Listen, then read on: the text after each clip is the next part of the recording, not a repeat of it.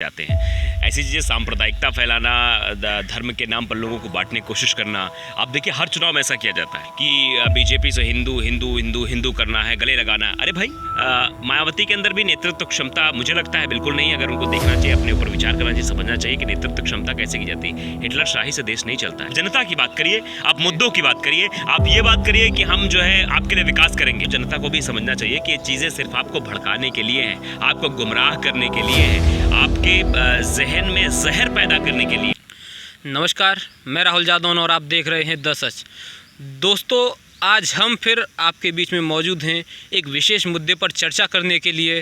जैसा कि हमने पिछले शो में भी एक विशेष मुद्दे पर चर्चा की थी जो कि बेरोज़गारी से जुड़ा हुआ मुद्दा था। इस बार फिर प्रदेश की राजनीति से जुड़े हुए एक बेहद ही महत्वपूर्ण मुद्दे पर हम लोग चर्चा करेंगे और चर्चा करने के लिए हमारे साथ मौजूद हैं आदित्य मिश्रा जी। तो चलिए आदित्य मिश्रा जी के पास चलते हैं। आदित्य जी, आपका बहुत बहुत स्वागत है हमारे शो में। धन्यवाद राहुल। तो आदित्य जी, जैसा कि इस समय राजनीतिक माहौल में बहुत उथल पुथल हो रही है, प्रदेश का चुनाव आने वाला है, लेकिन कई सारी राजनीतिक पार्टियां जो कि अपना बहुत बड़ा ऑरा लेकर चलती थी, एक बहुत वर्चस्व था उनका कुछ समय पहले तक, लेकिन आज वो एकदम समाप्ति की ओर हैं। और जो पार्टियां जिनसे लोगों को उम्मीद है उनका भी कहीं पर कोई नामो निशान नहीं दिख रहा। तो इसके बारे में आप क्या समझते हैं? क्या ये एक अलग ही तरह का चुनाव होने वाला है इस बार उत्तर प्रदेश में? देखिए राहुल, उत्तर प्रदेश का चुनाव हर बार दिलचस्प रहा है, क्योंकि उत्तर प्रदेश का चुनाव तय करता है केंद्र में सरकार किसकी बननी है। उत्तर प्रदेश सबसे ज़्यादा विधानसभा वाला क्षेत्र है और यहाँ से जिस पार्टी की सरकार बनती है आगे उनका रास्ता साफ होता है। तो इस बार के चुनाव के जैसा आप जिक्र कर रहे हैं, इस बार के चुनाव अगर बात करें तो भारतीय जनता पार्टी की बात करें तो भारतीय जनता पार्टी से किसान बहुत नाराज़ चल रहा है। उधर का समाजवादी पार्टी की बात करें, समाजवादी पार्टी चीज़ों को भुनाने की कोशिश ज़रूर कर रही है, लेकिन जिस हद तक चुनाव नज़दीक है ऐसे में कुछ दिख नहीं रहा है, क्योंकि महंगाई, बेरोज़गारी, बहुत सारे ऐसे मुद्दे हैं जिन पर विपक्ष हमलावर हो सकता है बीजेपी पर। लेकिन बीजेपी की तरफ अभी अन्य पार्टियों, चाहे कांग्रेस की बात करें या फिर हम समाजवादी पार्टी की बात करें या आम आदमी पार्टी की भी बात करें, जो कि अब अपने वर्चस्व को तलाश है उत्तर प्रदेश में, और बसपा तो बिल्कुल शून्य दिखाई दे रही है। तो मुझे लगता है कि पार्टियाँ जो है ये सोचना चाहिए उन्हें कि अगर चुनाव में उतर रही हैं या फिर चुनाव है तो जो मुद्दे हैं, जो जनता के मुद्दे हैं, जिन मुद्दों पर चुनाव लड़ा जाना चाहिए, उन मुद्दों को हाईलाइटेड करना चाहिए, जनता के बीच जाना चाहिए, जनता से बातचीत करनी चाहिए, और तभी ये मुद्दे हाईलाइट होंगे, तभी जनता भरोसा आप पर करेगी कि आप क्या करने वाले हैं। दरअसल आप देखिए कि महंगाई इस समय की, पेट्रोल के दाम कैसे हैं, तेल के दाम कैसे बढ़ रहे हैं, और समस्या कितनी ज़्यादा लोगों के पास है। कोरोना काल आया, उसके बाद से समस्याएं और बढ़ गई, लोगों की जिस तरह से मौतें हुई, दूसरे स्टेज के बारे में किसी ने सोचा नहीं था, सरकार भी पूरी तरह से प्रबंध स्वरूप नहीं थी कि हम अच्छा काम करेंगे, हम बेहतर तरीके से काम करेंगे। आपने तस्वीरें देखी। उसके बाद अब तीसरे स्टेज की बात हो रही, सितंबर तक तीसरा, मनोवैज्ञानिक या वैज्ञानिक कह रहे हैं कि हो सकता है तीसरा स्टेज आए, तो तीसरे स्टेज में समस्या आ सकती है सितंबर में तीसरा, लेकिन उस पर किसी का दिमाग नहीं जा रहा है, ना उस पर सरकार सोच रही है, ना उस पर विपक्ष सोच रहा है। विपक्ष को भी उस पर सोचना चाहिए और सरकार को इंगित करना चाहिए। सरकार का यह परम कर्तव्य बनता है कि आने वाले मुसीबत से हमें अगर बचना है तो पहले से तैयारी ज़रूरी है। ये पंडित अटल बिहारी वाजपेयी भी कह चुके हैं कि जब उन्होंने पोखरण परीक्षण किया था तो संसद में कई लोगों ने विरोध किया, क्यों किया भाई, क्यों किया? तो उन्होंने साफ तौर पर कहा था, अगर हमें युद्ध नहीं लड़ना, लेकिन अगर हमारी तैयारी पहले से है तो सामने वाला देश जो है वो ये नहीं समझेगा भैया वो परिपूर्ण है, उनसे युद्ध नहीं करना चाहिए। तो अगर आप तैयारी पहले से आप सुनिश्चित कर लेते किसी लड़ाई के लिए, चाहे वो हमारी कोरोना से लड़ाई हो, चाहे बेरोजगारी से लड़ाई हो, या महंगाई से लड़ाई हो, या जीडीपी की ग्रोथ की बात हो, कोई भी चीज़ हो, अगर उसके लिए पहले से हम तैयारी करके बैठे हैं तो निश्चित रूप से अगर वो आपदा विपदा आएगी हमारे ऊपर तो उससे हम बचाव कर सकेंगे। जी बिल्कुल सही कहा।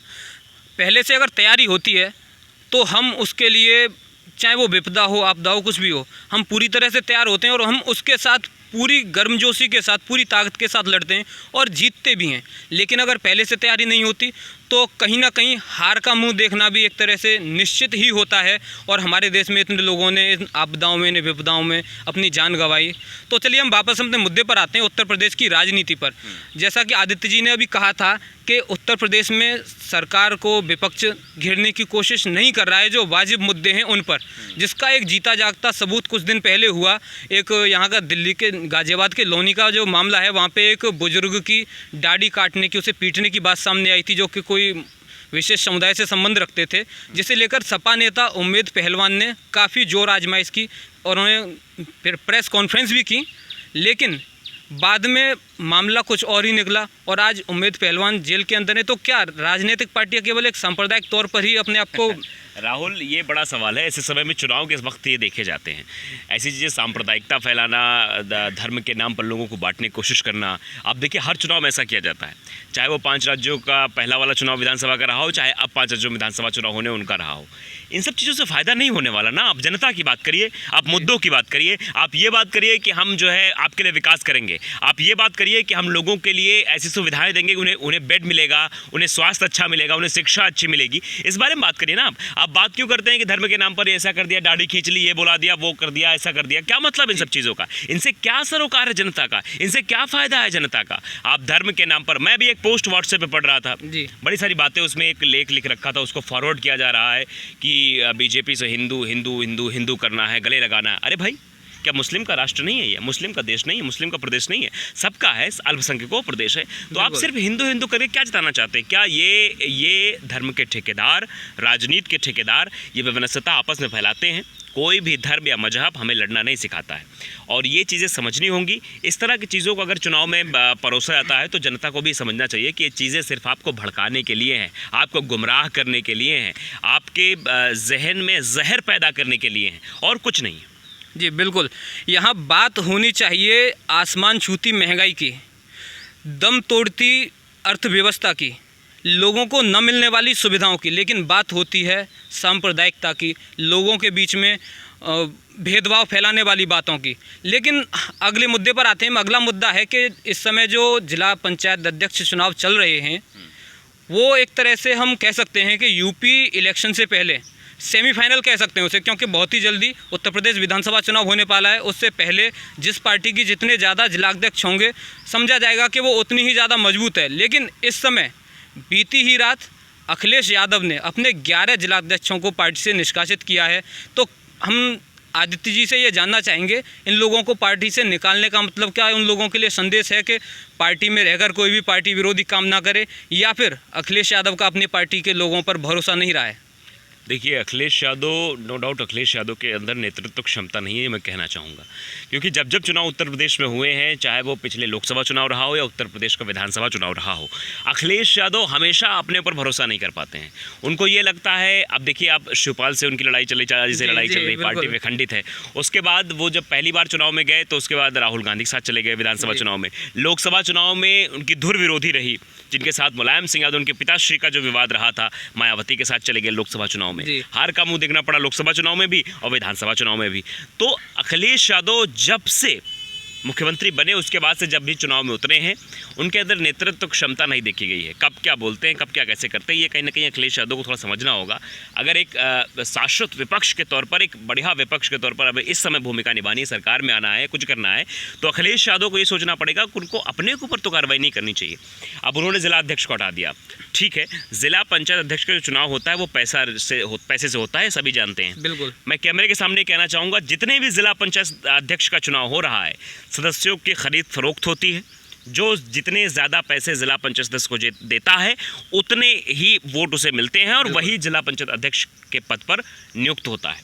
तो आप समझिए कि जहाँ जहाँ पर ये कहा गया कि भाई इनको लड़वा दिया जाए, उनको लड़वा दिया जाए, अब उनके पास क्षमता नहीं है जी, उनके पास नहीं है पैसे खर्च करने की क्षमता, तो नहीं लड़वा रहे हैं। अब वहाँ से जिला अध्यक्षों को हटा दे रहे हैं। उन चीज़ों समझो ना जी। आप वहाँ पर हस्तक्षेप करो।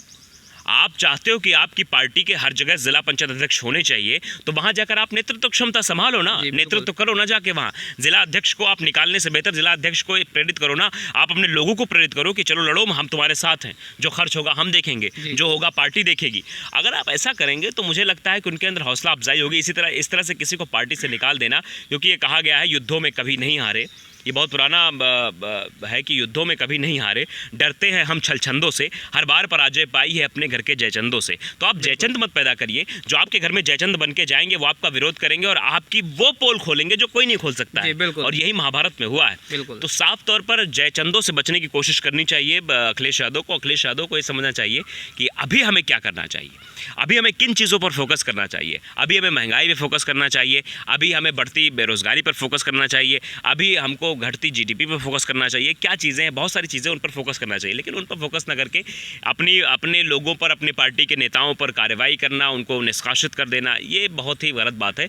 और मुझे लगता है अखिलेश को थोड़ी सी अपनी नेतृत्व क्षमता सही करनी चाहिए, उन्हें अपने ऊपर भरोसा करना चाहिए, अपने पार्टी के नेताओं पर भरोसा करना चाहिए, अपने पार्टी कार्यकर्ताओं पर भरोसा करना चाहिए। अगर आप भरोसा नहीं करेंगे तो आप चुनाव नहीं जीत सकते हैं, फिर आप प्रोपेगेंडा फैलाते रहिए, ये करते रहिए, वो करते रहिए, आप पार्टी नहीं चला पाएंगे। अब हम आगे चलते हैं बसपा की तरफ, क्योंकि बहुजन समाज पार्टी उत्तर प्रदेश की अपना एक अच्छा खासा ऑरा रखने वाली, एक बहुत ही महत्वपूर्ण स्थान रखने वाली राजनीतिक पार्टी है।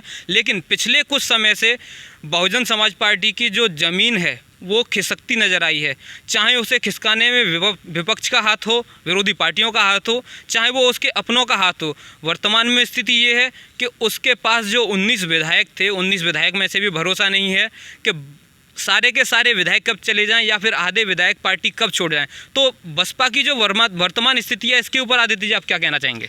देखो, बसपा, आपने कहा कि आपने सवाल किया कि बसपा मतलब अपने से ही, मतलब या तो विपक्ष का ही हाथ है, कुछ भी है, लेकिन बसपा की बात करें तो हिटलर शाही की वजह से पार्टी की नौबत आई है। देखिए, जब सबसे पहले पार्टी छोड़ी है स्वयं प्रसाद मौर्य ने, उनकी क्या आपस में प्रतिद्वंदता रही, क्या बातचीत रही, उन्होंने पार्टी छोड़ी। पार्टी के तीसरे नंबर के लीडर कहे जाते थे वो, सतीश चंद्र मिश्रा के बाद उन्हीं का नाम आता था। उन्होंने छोड़ी, बीजेपी ज्वाइन की, बीजेपी ने टिकट दे दी और आज मंत्री हैं, संभाल रहे हैं, श्रम विभाग उनके पास है।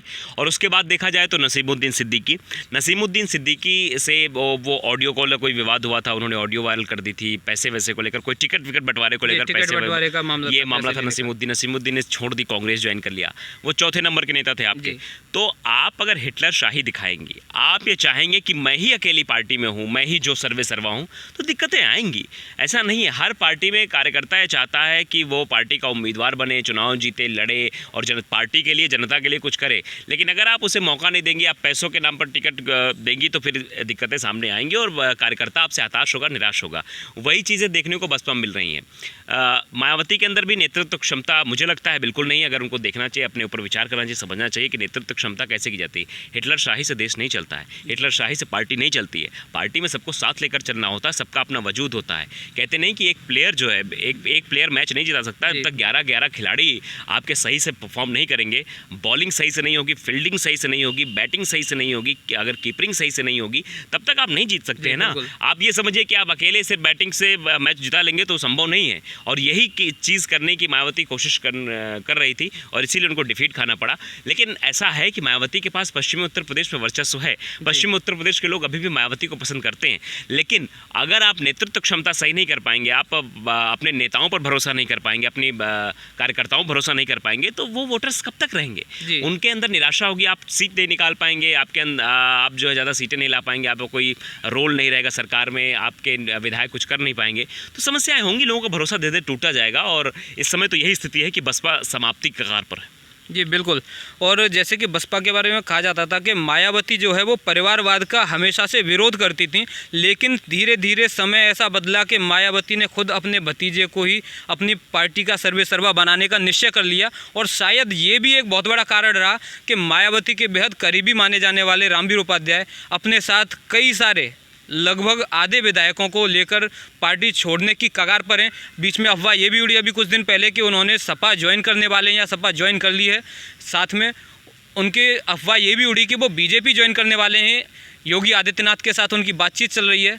तो ये कहीं ना कहीं एक बहुत बड़ी वजह हो सकती है कि बसपा से लोगों का ध्यान हटा है, बसपा से लोगों का विश्वास हटा है। तो आज की हमने चर्चा में बात की उत्तर प्रदेश की राजनीति के बारे में। फ़िलहाल जो जिला पंचायत अध्यक्ष के चुनाव चल रहे हैं, सेमीफाइनल कहा जा सकता है उन्हें, उनके बारे में आदित्य मिश्रा जी ने हमें बहुत अच्छी और बेहद सटीक जानकारी हमें इस चीज़ के बारे में दी।